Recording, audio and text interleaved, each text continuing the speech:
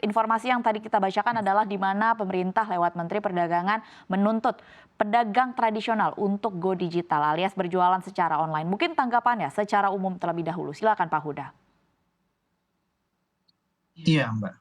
Memang kalau secara umum ya, ini harus dilihat dari apakah masih ada digital divide atau ketimbangan digital yang terjadi di ya khususnya di perdesaan ya. Karena kalau kita bicara mengenai pedagang pasar, itu tentu saja lebih banyak yang dia dari perdesaan gitu kan. Nah, digital divide ini kan ada beberapa hal ya Mbak ya. Ada yang pertama adalah aspek infrastrukturnya.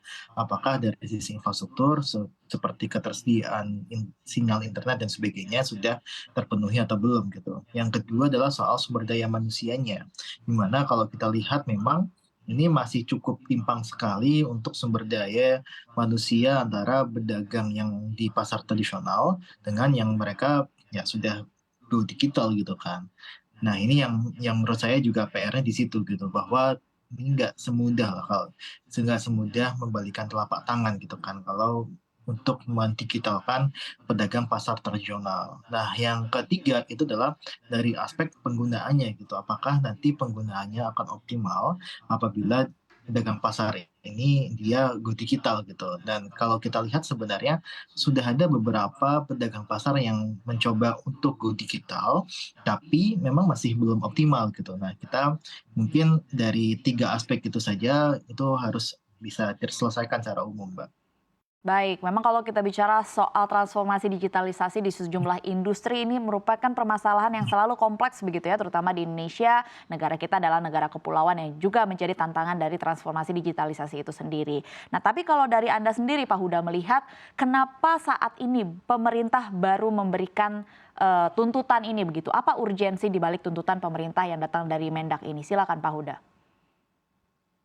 Iya, yang pasti Mbak, sebenarnya memang kalau saya boleh bilang ya, ini tidak terlepas dari adanya pola atau perubahan pola konsumsi masyarakat gitu kan, di mana masyarakat untuk saat ini memang menuju ke masyarakat yang mengkonsumsi barang secara online gitu atau secara digital gitu kan. Nah, ini kalau kita lihat data lah, data itu pasti menyebutkan hampir semuanya menyebutkan ada perubahan pola konsumsi masyarakat dari offline ke online gitu. Nah, ini yang harus ditangkap oleh pedagang pasar tradisional juga yang dia harus bisa beradaptasi dengan digital. Nah, makanya ini sebenarnya bukan sebuah keharusan tapi adalah memang keniscayaan pasti akan terjadi gitu bahwa ya mereka harus bisa adaptasi dengan teknologi gitu. Nah, memang ini nggak bisa langsung ini ya, nggak bisa langsung semuanya serentak gitu, pasti ada tahapannya gitu. Nah, mungkin tahapan paling awal ya tahapan yang secara infrastruktur, secara SDM itu sudah siap gitu, atau bisa saya bilang untuk pasar-pasar yang ada di perkotaan gitu. Tapi kalau untuk yang pasar di perdesaan itu saya rasa PR-nya cukup banyak, Mbak.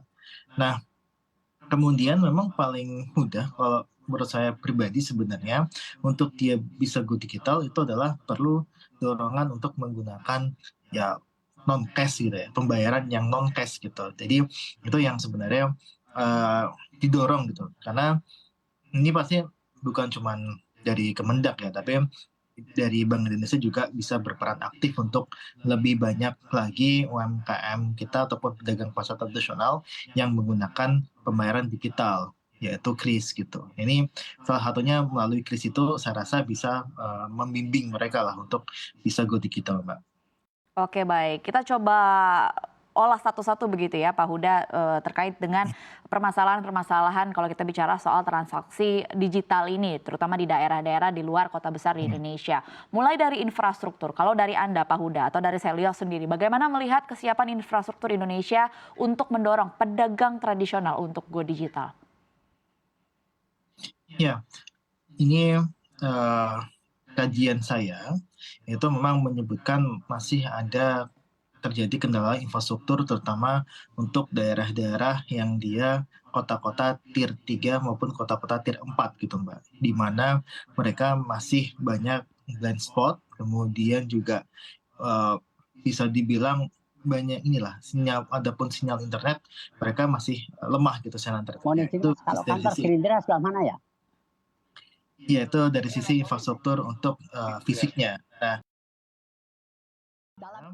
itu juga masih cukup cukup kurang gitu kan, dimana kalau kita lihat sebenarnya ya para pedagang pasar ini kan memerlukan tadi gitu ya, memerlukan infrastruktur kebijakan yang dia bisa mempercepat pencairan uang gitu kan. Kalau dia masuk ke dompet digital ataupun ke perbankan, mereka harus bisa menukar uangnya ataupun mengambil uangnya dari para mungkin ATM di ATM atau mungkin dari agen-agen bank yang seharusnya dia tersedia di beberapa pasar tradisional. Nah, ini yang kita dorong juga, Mbak, bahwa makin masif sebenarnya orang yang dia bisa mencairkan uang gitu, itu semakin masif juga penggunaan kris gitu.